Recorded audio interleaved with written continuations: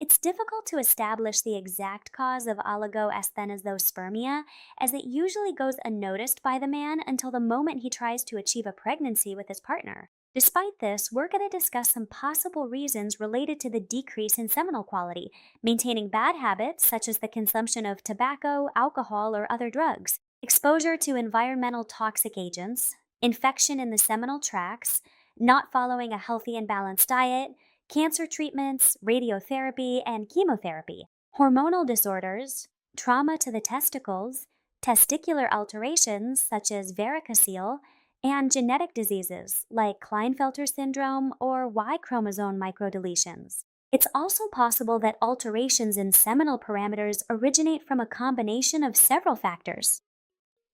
Any factor affecting spermatogenesis, that is, the process of sperm formation in the testicle, could cause oligoasthenozoospermia or other seminal alterations.